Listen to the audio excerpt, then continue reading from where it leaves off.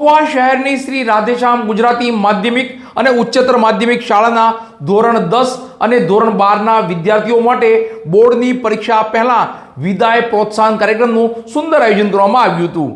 આ કાર્યક્રમમાં શાળાના ટ્રસ્ટીગણ અને વિવિધ શાળાના પ્રિન્સિપલ ખાસ ઉપસ્થિત રહ્યા હતા। શ્રી રાધેશ્યામ ગુજરાતી માધ્યમિક અને ઉચ્ચતર માધ્યમિક શાળા મહુવા ખાતે ધોરણ 10 અને ધોરણ 12 ના વિદ્યાર્થી માટે યોજાયેલા શુભેચ્છા સમારંભ એટલે કે બોર્ડની પરીક્ષા પહેલાનો વિદાય પ્રોત્સાહન કાર્યક્રમ તારીખ 12 ફેબ્રુઆરી 2026 ના રોજ ખૂબ જ હર્ષો ઉલ્લાસ સાથે યોજાયો હતો। આ કાર્યક્રમ શાળાના વિદ્યાર્થીઓને પરીક્ષામાં સફળતા માટે પ્રેરણા અને શુભેચ્છા આપવાના ઉદ્દેશથી આયોજન કરવામાં આવ્યું હતું। સંસ્થાના ટ્રસ્ટી શ્રી રમણીકભાઈ જોશી, બીએડ કોલેજના પ્રિન્સિપલ ડોક્ટર સુરેશભાઈ દવે, પ્રાથમિક શાળાના આચાર્ય શ્રી તેજસભાઈ ઉપાધ્યાય, શાળાના નિવૃત્ત શિક્ષિકા શ્રીમતી જ્યોતિબેન શાહ, આ તમામ મહાનુભાવો ઉપસ્થિત રહ્યા હતા અને વિદ્યાર્થીઓને પેન ભેટ તરીકે આપવામાં આવી હતી, જે પરીક્ષા માટે ઉપયોગી સાબિત થશે।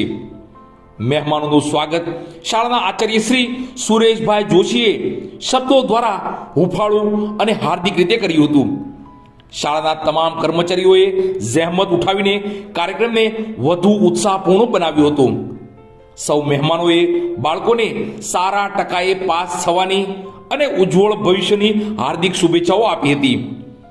ધોરણ 12 ના વિદ્યાર્થી ગોહિલ વીરદીપસિંહે બાળ મંદિરથી ધોરણ 12 સુધીના યાદગાર અનુભવોનું હૃદય પરથી વર્ણન કર્યું।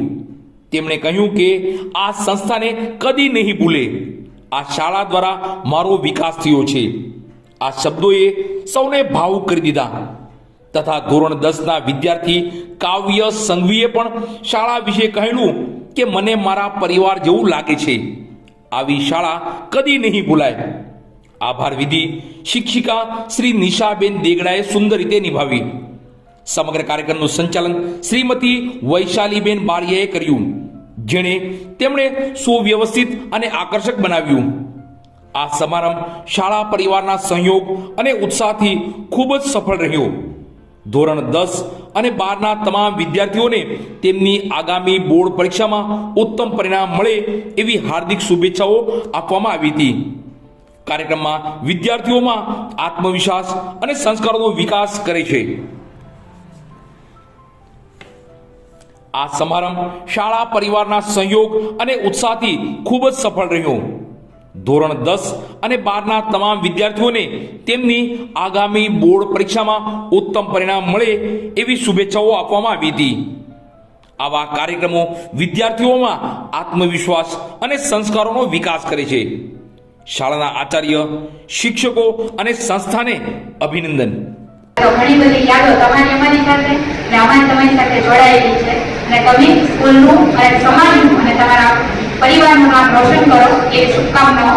અને તમને જણાવીએ છીએ તો ખ્યાલ છે કે તમારું જે વ્યક્તિત્વ છે એ કેવો છે, તમે લીડર છો, ખુશાલ છો। તો તમારા માટે થોડી લાઈન બોલવા માંગુ છું કે રસ્તો નહીં જડે તો અમે રસ્તો કરી જવાના, રસ્તો નહીં જડે તો અમે રસ્તો કરી જવાના, થોડા અમે મનમાં ગુજારી જવાના, સ્વયં વિકાસ છીએ સ્વયં વિનાશ છીએ, સ્વયં વિકાસ છીએ સ્વયં વિનાશ છીએ। દીપક નથી કે અમે કાર્ય કરી જવાના, દીપક નથી કે અમે કાર્ય કરી જવાના। 3 કલાકની અંદર તમારું બેસ્ટ બતાવજો।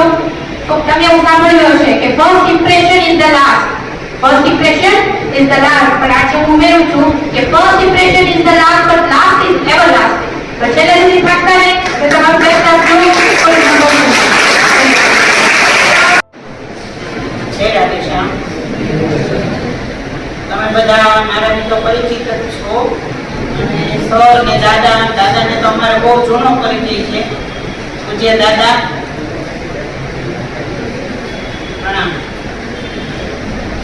સુરેશભાઈ દવે, સુરેશભાઈ જોશી, તેજસભાઈ, હું કોઈને આચાર્ય શબ્દ નથી લગાડતી કારણ કે મારા 3 ભાઈઓ જ છે અને દાદા છે, એટલે કોઈને આચાર્યનું સંબોધન કરતી।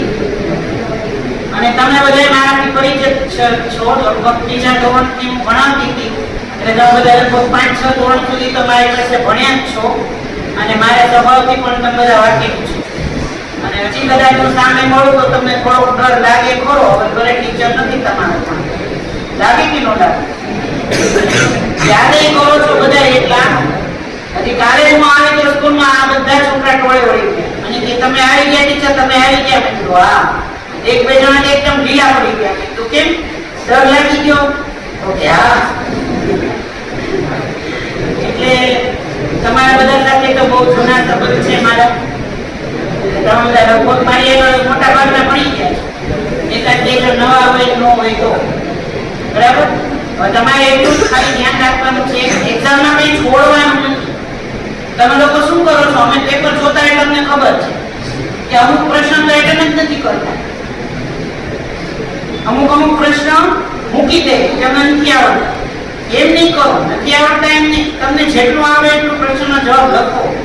લખશો ને તો તમને થોડા ઘણા માર્ક્સ મળશે. અમુક સમયે તમારે 1-2 માર્ક માટે તમે રહી જતા હો તો એ લોકો ઉમેરી શકે. લખવું હોય તો ઉમેરે. કોરું પેપર હોય ને માર્ક્સ ન મળે. ઘણી વાર ઘણા છોકરા હોય ને અમારે 35 માર્કે પહોંચાડવા હોય, એવા નબળા હોય કે ભણવામાં, તો 35 માર્કે પહોંચાડવા માટે કંઈક લખેલું તો હોવું જોઈએ ને. અમુક છે બાર કોઈ પ્રશ્ન એટેન્ડ જ નથી કરતા, લખે જ નહીં, જરાય કાંઈ મૂકી દે કે અમને નથી આવડતું. એટલે એવું નહીં કરતા, પેપર પૂરું લખજો. ન આવડે તો કંઈક તો ભણ્યા હોય આપણા ક્લાસમાં, એના આધારે કંઈક તો જવાબ લખી શકીએ. અને મોટા પ્રશ્ન તો લગભગ કોઈ કરતું જ નથી, છોડી દે છે. મોટા ભાગના બાળકો છે હોશિયાર હોય, 8-10 જણા એવા હોય કે જે બધા પ્રશ્ન એટેન્ડ કરે. બાકી મોટા પ્રશ્ન છોડી દે કે એમને ન આવડે. પણ ન આવડે નહીં, તમે મોટા પ્રશ્ન એકનો એક 5 વખત વાંચો તો તમને યાદ રહે છે. અડધું તો યાદ રહે છે. એટલે એ પ્રયત્નો કરજો, પેપરમાં કંઈ છોડતા નહીં અને અક્ષર સારા કરીને લખજો પેપરમાં. અને બાકી તો અમારા સૌનું નામ રોશન કરજો, સ્કૂલનું, આચાર્યશ્રીનું, તમારા માતા પિતાનું અને દરેક શિક્ષકોનું. કારણ કે ખૂબ બહુ આપ્યો છે તમારા પાછળ, એનું કંઈક પરિણામ સારું મળે એવું કરજો. ખાસ કરીને તમારા માતા પિતાને તમારી ખૂબ મોટી આશા હોય છે કે અમારા બાળકો મોટા થાય, એન્જિનિયર બને, ડોક્ટર બને, કોઈ પાયલોટ બને. તો તમારી જે ઈચ્છા હશે બનવાની, એમાં તમે અત્યારે 10-12માં ધ્યાન દેશો તો જ તમે આગળ વધી શકશો. બરાબર. સૌનો ખૂબ ખૂબ આભાર સર, આચાર્યશ્રી, દરેક લોકો.